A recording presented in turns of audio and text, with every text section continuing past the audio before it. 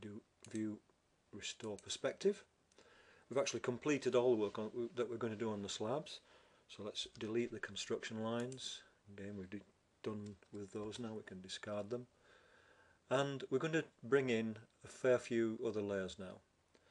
I'm going to bring in the curtain walls, the rest of the structure, so that you can see the progress that has been made with conventional objects on this, because there are elements that we can't do using intelligent objects at the moment. So we can't do things like the curtain walls, the roofs, the ceilings, the handrails, and some of the more complex doors like roller shutter doors and the revolving door at the entrance and some sliding doors we've created as conventional objects. I'm going to look in the next exercises at how we can use some of those conventional objects and convert them into what are called user objects, intelligent objects that have got a simple property that allows them to cut holes into the walls, for example. And you'll see how that works in the next video. But let's turn on or include some of these additional layers.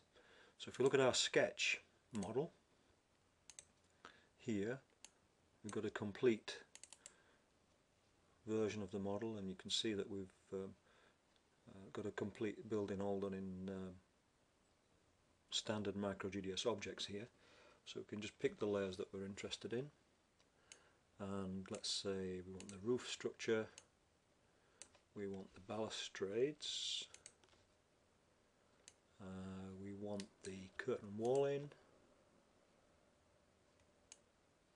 and we want the roofs and the roof glazing, and we want the ceilings.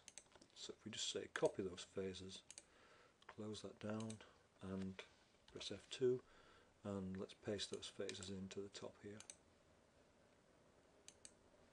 Paste phases. Okay, close that, and that will now superimpose those over the BIM data that we've created.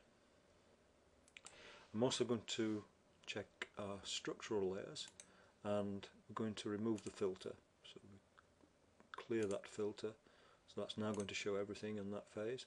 And in fact we also need the two other structural phases. Now we've got the roof one there.